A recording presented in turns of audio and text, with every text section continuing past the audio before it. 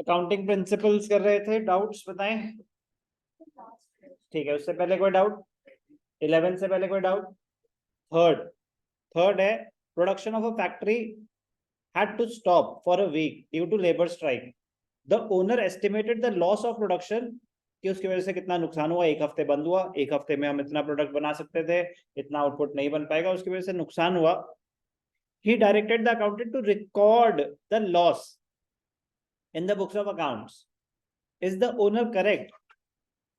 Shutting down of a factory, shutting down of a factory, it cannot be measured in terms of money, it cannot be measured in terms of money. तो doubt आ सकता है कि थोड़ा सा conflict है, थोड़ा सा conflict है। कॉन्सेप्ट ऑफ प्रूडेंस कहता है provide for all the possible losses, provide for all the possible losses, but वो किसकी बात करता है? Provide for all the possible losses on the money you have to receive from debtors. तो provision for doubtful debts create करें, provision for depreciation कि आपका asset depreciate होगा उसका प्रोविजन क्रिएट करें, क्लोजिंग स्टॉक की वैल्यू, कॉस्ट प्राइस, और तो वो एक स्पेसिफिक जगहों पे अप्लाई होता है। तो ये अलग चीज है, shutting down of a factory और closure of a business even temporarily, it is a non monetary aspect. Yes, it should be disclosed, it should be reported, not recorded. तो आपका कॉन्फ्लिक्ट कॉन्सेप्ट ऑफ प्रूडेंस था, clear है? वो कह रहे हैं वहां पे एप्लीकेबिलिटी नहीं है उस चीज की, क्योंकि जो मेजर जो अगर बंद होगा वो हो सकता है अगले हफ्ते उन्होंने डबल काम कर दिया हो, हमें क्या पता। मतलब जैसे होता है ना स्ट्राइक के बाद कि चलो अब ठीक है, अब हो गया तुम्हारी बातें पूरी, चलो अब एक्स्ट्रा काम करना है, जो पूरा बैकलॉग है उसको ठीक करना है। तो क्या पता प्रोडक्शन बढ़ गई हो। नॉर्मली ऐसे ही तो होता है, जब कोई चीज बंद होती है, मैंने छुट्टी दे दी आपको, फिर बाद में आप एक्स्ट्रा क्लास लेकर उसको कवर करेंगे, तो छुट्टी का लॉस कॉन्सेप्ट ऑफ प्रूडेंस वो सब कवर नहीं करता। क्लियर? नेक्स्ट, नेक्स्ट 11 से पहले कोई doubt? 11th, under which concept advance is received against sale of goods, the advance received is recorded as advance against sale, revenue recognition. revenue recognition कहता है कि अगर आपके पास पैसे एडवांस में आए हैं, राइट और obligation to receive the payment establish तब तक नहीं होगा जब तक आप वो काम कर ना दें। तो वो ये पूछ रहे हैं आपसे कि जो एडवांस आया, एडवांस कि आपके पास एडवांस आया कि भैया 200 समोसे चाहिए 21 जुलाई को, और एडवांस आया 12 जुलाई को, तो आप 12 जुलाई को इनकम मानेंगे या 21 जुलाई को? क्या पता वो 20 को आके बोले कि सॉरी पार्टी कैंसिल, पैसे वापस कर दो। तो जब 21 जुलाई को एक्चुअली सामान डिलीवर हो जाएगा ना, तब इनकम मानी जाएगी, तब तक वो एक एडवांस है, एडवांस इनकम नहीं मानी जाती। वो पूछ रहे हैं ऐसा कौन कहता है? Revenue recognition principle. Sir accrual assumption लिख सकते हैं हम? अब ध्यान से देखना, ये थोड़ा सा ट्रिकी क्वेश्चन हो जाता है, ये थोड़ा सा ट्रिकी क्वेश्चन हो जाता है। तो अगर मतलब अब वो तो जैसे कहते हैं ना भगवान भरोसे, नॉर्मली कॉन्सेप्ट क्या होता है कि अगर रेवेन्यू रेवेन्यू की बात कर रहा है तो correct answer is revenue recognition, expense expense की बात कर रहा है तो correct answer is matching cost. But अगर स्पेसिफिकली पूछे विच अकाउंटिंग असम्पशन, मतलब लेकिन ग्रे एरिया है, ग्रे एरिया है, तो लॉजिक कहता है कि सही भी तो बात है, अक्रूवल असम्पशन भी सही होना चाहिए और रेवेन्यू रिकग्निशन भी सही होना चाहिए। तो बट मतलब ठीक है ना कि कन्वेंशन क्या कहती है, रेवेन्यू का क्वेश्चन आए तो रेवेन्यू रिकग्निशन लिख देना, एक्सपेंस का है तो मैचिंग कॉस्ट प्रिंसिपल लिख देना।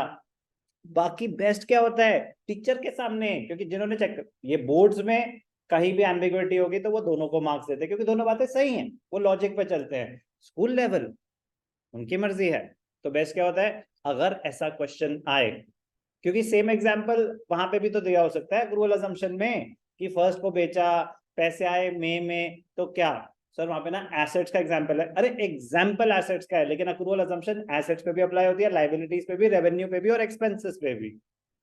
तो वो आपका थोड़ा सा होना चाहिए। और एक और तरीका होता है, मतलब बट वो बिल्कुल जिसे कहते हैं ना कि बस ऐसे ही आंसर देने वाली बात होती है। क्या होता है तरीका, जो ये है आपके अजम्पशंस, जो आपके अजम्पशंस हैं, कहाँ पे ये अजम्पशंस है ना, इनको कॉन्सेप्ट्स भी बोला जाता है, अकाउंटिंग कॉन्सेप्ट्स, और इनको प्रिंसिपल भी बोला जाता है, लेकिन ऐसा कुछ नहीं है।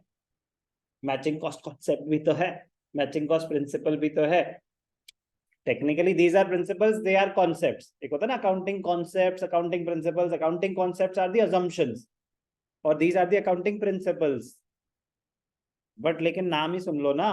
अभी मैं आपको दिखा देता हूँ कि उसके आगे उसमें कॉन्सेप्ट यूज कर लेते हैं वो, तो वो बात वहां फेल हो जाती है, वो बात वहां फेल। ये देखो, वेरीफाइबल ऑब्जेक्टिव कॉन्सेप्ट।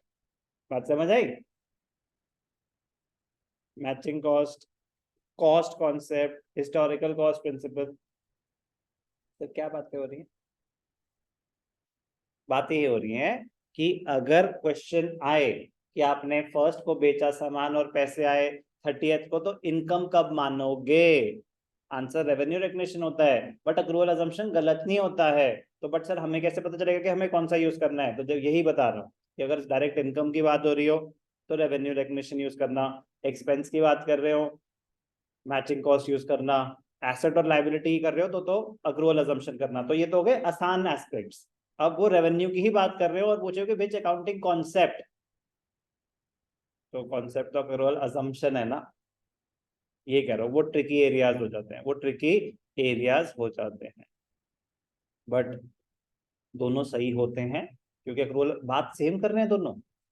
तो लेकिन अगेन मतलब it depends on the person who is checking, क्योंकि क्या होता है काफी बार जिस बुक से क्वेश्चन उठाया गया वो उसके बारे में क्या कह रहा है, कभी वो उसी सेम चीज के लिए एग्जांपल में रेवेन्यू रिकग्निशन बोल देता है और पीछे क्वेश्चन में उसी को अक्रूवल बोल देता है। अब जहां से क्वेश्चन उठा के आपको दिया गया आंसर की में, फिर वो आंसर आ जाता है और बस फिर वही चलता है, तो वहां लॉजिक फेल हो जाता है। तो उस सिनेरियो में बेटर क्या रहता है कि आप पहले वो डिस्कशन कर चुके हो कि अगर ऐसा आए तो आप क्या चाहेंगे सुनना।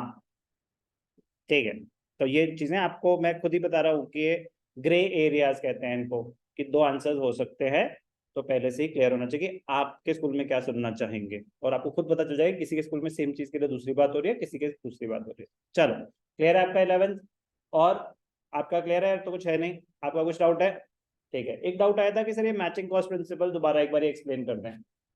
मैचिंग कॉस्ट प्रिंसिपल कहता है रेवेन्यू जो भी आपने उस साल अर्न करा, it should be matched with the cost incurred to generate that revenue। कह रहा मतलब, कह रहा जितनी भी इनकम जनरेट हुई, जितना भी आपने रेवेन्यू उस साल जनरेट करा, इनकम मानी, उस इनकम को कमाने में, उस इनकम को कमाने में जो भी खर्चा हुआ वो उस पीरियड का एक्सपेंस मान लिया जाएगा, वो उस पीरियड का एक्सपेंस मान लिया जाएगा। पैसे दिए या नहीं दिए उससे फर्क नहीं पड़ता, पैसे दिए या नहीं दिए उससे फर्क नहीं पड़ता। मैचिंग कॉस्ट, तो फॉर एग्जांपल आपने रेवेन्यू, मैंने ट्यूशन इनकम जनरेट करी, अब इस इनकम को जनरेट करने के लिए तो काफी सारे एम्प्लॉइज काम कर रहे हैं। अब अगर मैंने उनकी सैलरी नहीं दी तो उस पीरियड के, जिस पीरियड का मैं रेवेन्यू रिकग्नाइज कर चुका हूं, तो क्या वो एक्सपेंस माना जाएगा? आउटस्टैंडिंग करके माना जाएगा। और मैंने अगर उनको एडवांस में दे दी 2 महीने की, उसका बेनिफिट तो अभी अवेल ही नहीं करा, उसका रेवेन्यू तो अभी रिकग्नाइज ही नहीं हुआ। क्लियर? चलो बेटा, प्लीज कॉन्सेप्ट को स्ट्रॉन्ग रखना। सर पढ़ने के लिए मत पढ़ना, सर हमारे तो कोर्स में नहीं है, मत करना ये गलती, मत करना ये गलती। मतलब ये बहुत बहुत इंपॉर्टेंट, बहुत टेक्निकल चीजें होती हैं जिनके फंडा आपके क्लियर, मतलब इसको एग्जामिनेशन पॉइंट ऑफ व्यू से मत करना, बस अंडरस्टैंड करने की कोशिश करना अकाउंटिंग प्रिंसिपल्स आपको कहना क्या चाहते हैं, ध्यान से सुनना उसकी बात।